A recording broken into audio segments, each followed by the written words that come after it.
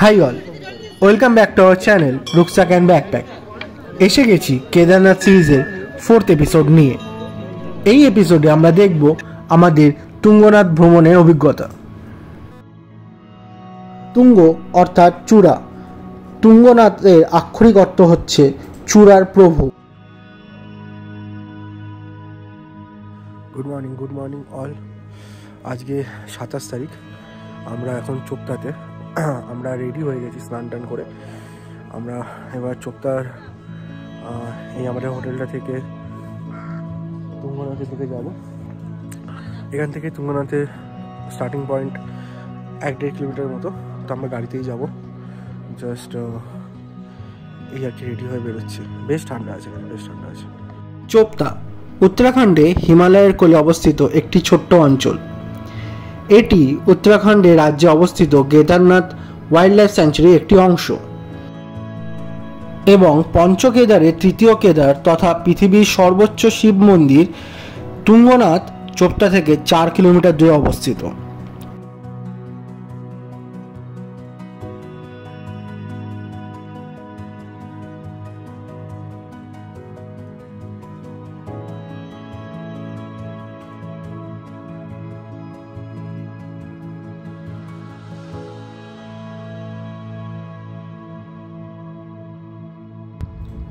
প্রায় 8,800 ফুট উচ্চতায় অবস্থিত চোপতাকে উত্তরাখণ্ডে মিনি সুইজারল্যান্ড বলা হয়, কারণ সবুজ বুগিয়াল।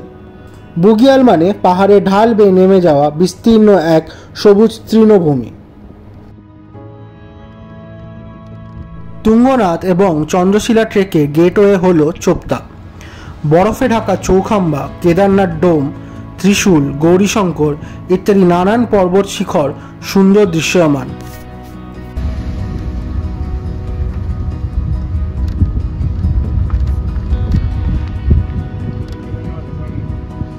ये पीक केदारनाथ पीक है। हाँ अच्छा।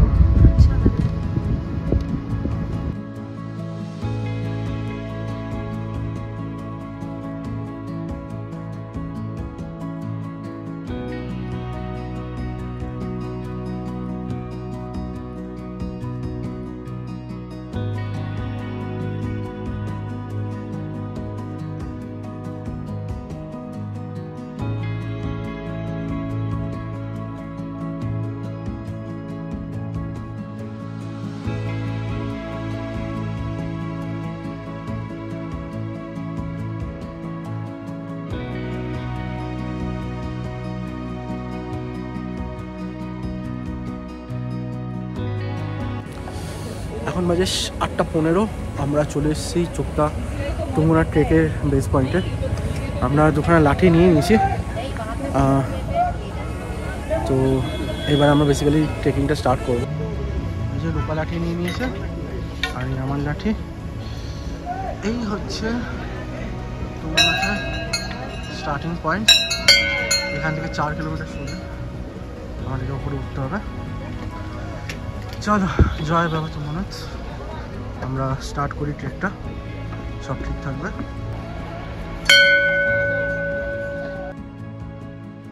বাস বা শেয়ার জিপে চোপতা পৌঁছে চোপতা থেকে গহন বনের মাঝ দিয়ে পাথরে সাজানো পথে 4 কিলোমিটার দুরূহ চড়াই করলে আমরা পৌঁছে যাব তুঙ্গনাথে।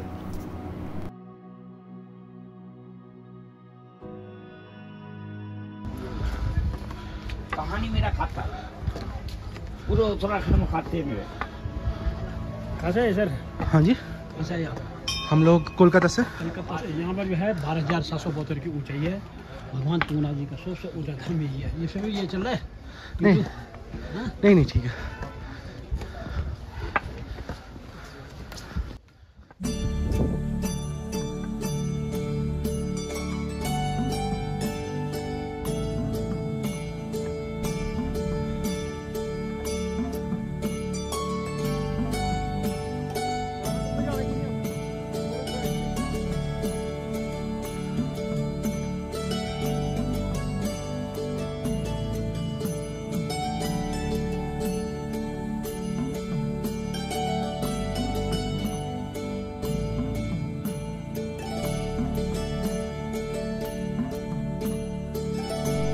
ঘোড়াও মেলে চোপতা ও তুঙ্গনাথে যাতায়াতের পথে। মোটামুটি 1000 থেকে 1200 টাকা নিতে পারে পৌঁছে দেওয়ার জন্য। এটা পনি কাউন্টার।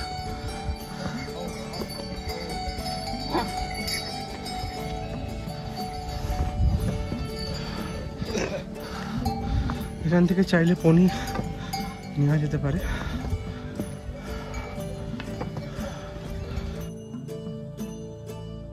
তুঙ্গনাথ ও চন্দ্রশিলা ট্রেকে সিজন হচ্ছে মে থেকে অক্টোবর, অর্থাৎ যে সময় চারধাম দর্শন করা হয়। যদিও তুঙ্গনাথের জন্য আদর্শ সময় হলো সেপ্টেম্বরের মিডিল থেকে অক্টোবরের মিডিল। স্টার্ট করে দিয়েছি আমরা তুঙ্গনাথের ট্রেক। আর জাস্ট 200-300 মিটারের কাছে একটা এরকম বসবার জায়গা আছে, সেখানটা একটু বসেছি। এমনি রাস্তাটা বাঁধানো, শুধু মাঝখানে পনিজ আসবে, ওটাকে একটু সাইড দিয়ে দিতে হবে, বাকি ঠিক আছে। তো অনেকটাই রাস্তা বাকি আছে, আমরা এখন জাস্ট আস্তে আস্তে স্টার্ট করবো আবার। Just look at this view, মানে অসাধারণ ভিউ। আমাদের ড্রাইভারজি বললো যে এটাই কেদারনাথের রেঞ্জ সামনে। এই দিকটা এখনো রোদ আসেনি, তো ঠান্ডা ঠান্ডা আছে। তুঙ্গনাথ উত্তরাখণ্ড রাজ্যের রুদ্রপ্রয়াগ জেলায় অবস্থিত পৃথিবীর সর্বোচ্চ শিব মন্দির এবং পঞ্চকেদারের অন্যতম। এর উচ্চতা প্রায় 12,073 ফুট। পঞ্চকেদারের মধ্যে তৃতীয় কেদার হল তুঙ্গনাথ।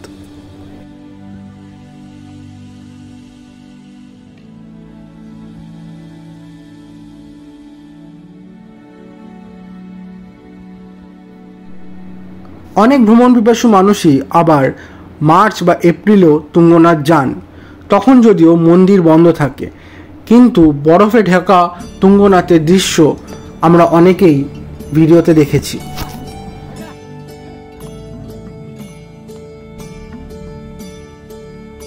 দেবাদিদেব মহাদেবের সার্থক তপভূমি তুঙ্গনাথ। জনশ্রুতি আছে যে তুঙ্গনাথ দর্শনে পঞ্চকেদারের দর্শনের পুণ্য মেলে।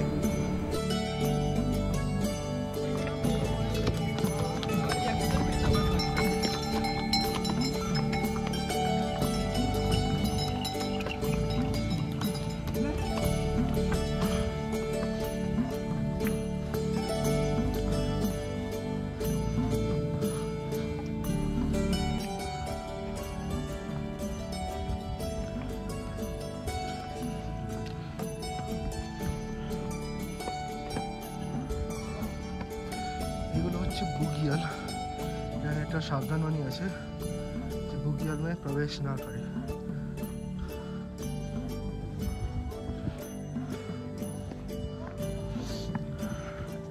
আসলে আমরা খানিকটা চলে এসেছি, একটা হাট মতো দেখা যাচ্ছে, চলতে হবে, চলবে না।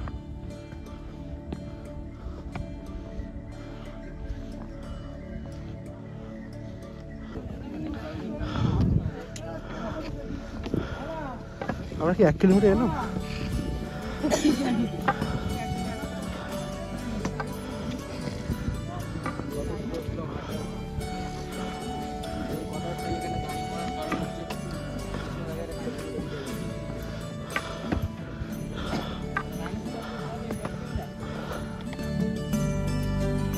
মহাভারতের মহাযুদ্ধ 18 দিন ব্যাপী চলমান ছিল। এই ধর্মযুদ্ধে অংশ নিয়েছিল 18 অক্ষৌহিণী সৈন্য।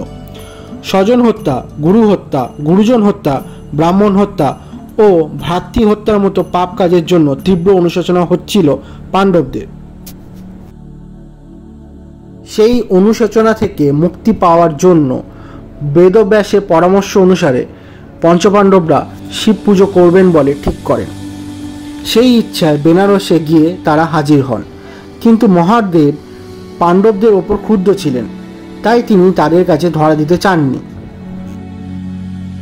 তাই মহাদেব একটি ষাঁড় বা মহিষ রূপ ধারণ করেন এবং হিমালয় পর্বতে উত্তরাখণ্ডে গুপ্তকাশীতে চলে যান। পাণ্ডবরাও তাকে নানান জায়গায় খুঁজতে খুঁজতে উত্তরাখণ্ডে এসে উপস্থিত হন।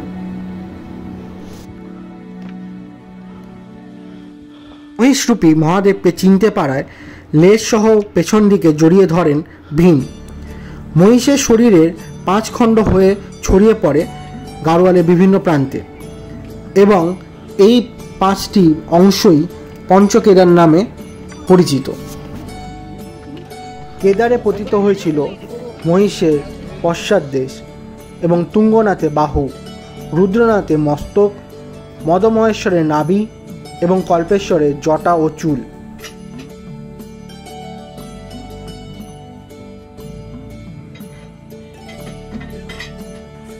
এখন মোটামুটি 9টা 10 বাজে। তো আমরা 40-50 মিনিটের কাছাকাছি ট্রেক করেছি। 1/4 মতো এসেছি যতটা এখান থেকে জানা গেল। এখন একটা ছোট দোকানে আমরা একটু চা খেতে দাঁড়িয়েছি। এমনি রাস্তাটা চড়াই আছে, কিন্তু রাস্তার সিনিক বিউটি সত্যি খুব ভালো। মানে একটু যদি কষ্ট হয়ও উঠতে, সেটা পুরোপুরি জাস্টিফাইড এই সুন্দর সিনিক বিউটির জন্য, হিমালয়ান রেঞ্জের জন্য। তো আমরা আবার স্টার্ট করলাম আমাদের ট্রেক। এনার্জি এসে গেছে অনেকটা। চাটা খেয়ে, চা বিস্কিট। দেখলেই বোঝা যায় মানে হিমালয়ান রেঞ্জ গুলি। এটা পুরো হিমালয়। ওই আপনি যখন চন্দ্রশিলায় যাবেন তখন পুরো রেঞ্জটা পাবেন, মানে 360 ডিগ্রি ভিউ। চলুন।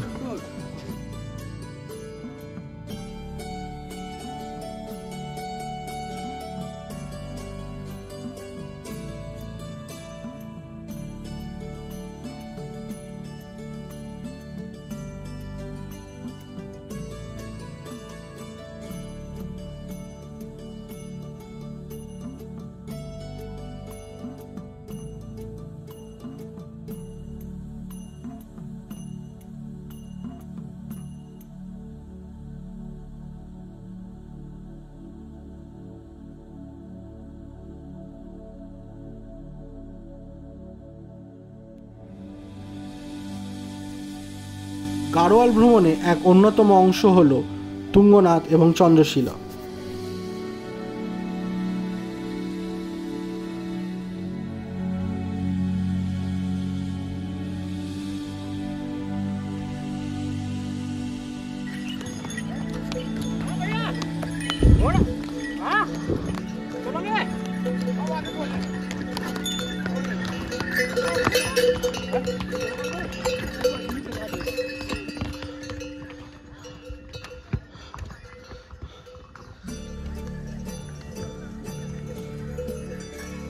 তুঙ্গনাথের ওপরে প্রায় 13,123 ফুট উচ্চতায় অবস্থিত চন্দ্রশিলা তাল, যেখান থেকে হিমালয়ের 360 ভিউ পাওয়া যায়।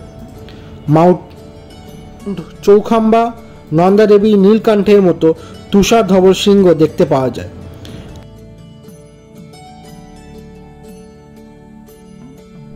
চন্দ্রশিলার চূড়োয় একটি ছোট্ট মন্দির আছে, যা দেবী গঙ্গার উদ্দেশ্যে নিবেদিত।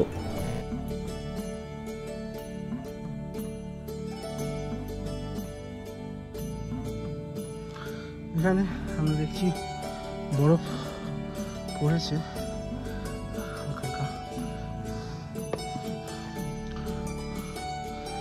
অনেক কিছু। কেমন লাগছে? শেষ।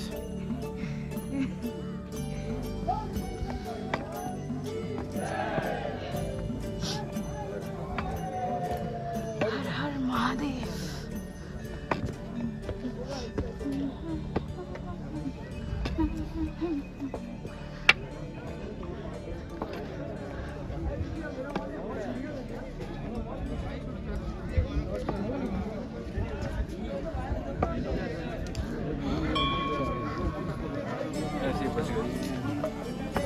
गेट के साथ नहीं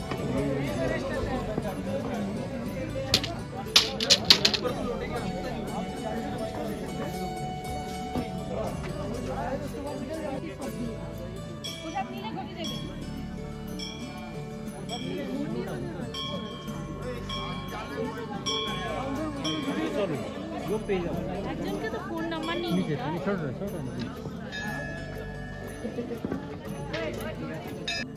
পুরাণ অনুযায়ী তৃতীয় পাণ্ডব অর্জুন এই মন্দিরটি প্রতিষ্ঠা করেন। পরবর্তীকালে শঙ্করাচার্য নতুন করে এই মন্দিরটি আবার নির্মাণ করেন। গর্ভ মন্দিরের ভেতরে রয়েছে লিঙ্গ মূর্তি। এখানে মহাদেবের বাহু পূজিত হয়। মন্দিরের সামনে রয়েছে নন্দী মূর্তি। শীতকালে দেবতা অধিষ্ঠিত হন মুখুমঠে বা মুখী মঠে।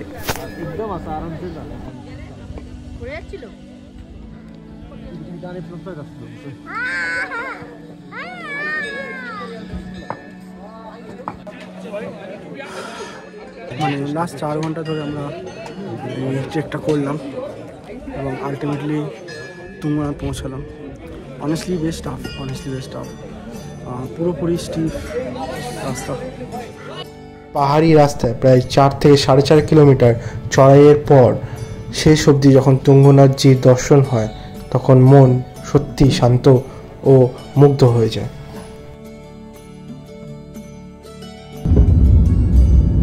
এখন বাজে 2টো। আমরা আলটিমেটলি তুঙ্গনাথ ট্রেক করে ফিরেছি। আমরা গেছি পুরো রাস্তাটা হেঁটে। আমি তো সিরিয়াসলি ভেবেছিলাম হবে না, আমার ওয়াইফ বেসিক্যালি আমাকে পুশ করে নিয়ে গেছিল, তো তাই আর কি দর্শন হয়েছে। আমরা ফিরেছি ঘোরাতে। তার একটা কারণ ছিল যে এনার্জি পুরোপুরি আমার ড্রেন আউট হয়ে গেছিলো। লোপা অ্যাকচুয়ালি হেঁটে নেমে যেতে পারতো। আমি ওকে কনভিন্স করলাম যে চলো তুমি আমার সাথেই ঘোরাতেই নামো, কিছুটা এনার্জি সেভ করো। কালকে যদি কেদারনাথ মানে ট্রেক করি তাহলে পুরোপুরি এখানে মানে এনার্জিটা বের করে দিলে হবে না। তো এই ব্যাপার। জাস্ট আমরা বেশ দু তিন জায়গায় দাঁড়িয়ে খেয়েছি। বেশিরভাগ চা, ম্যাগি, ফেরার সময় একটু আলু পরোটা খেয়েছি। তো এখন আমরা টুয়ার্ডস সোনপ্রয়াগ যাচ্ছি। সোনপ্রয়াগে এখান থেকে ডিস্টেন্স মোটামুটি 60-70 কিলোমিটার, পৌঁছাতে 4 ঘন্টার উপরই লাগবে, 4-5 ঘন্টা লাগবে। তো সোনপ্রয়াগ থেকে আমরা এই গাড়িটাকে ছেড়ে দেবো। ছেড়ে আমাদের একটা শাটেল নিতে হবে যেটা গৌরীকুণ্ড অবধি যায়। সোনপ্রয়াগ পার্কিংয়ে এই গাড়িটাকে আমরা ছেড়ে দেবো। তো এখন চলো যাওয়া যাক বেসিক্যালি সোনপ্রয়াগ।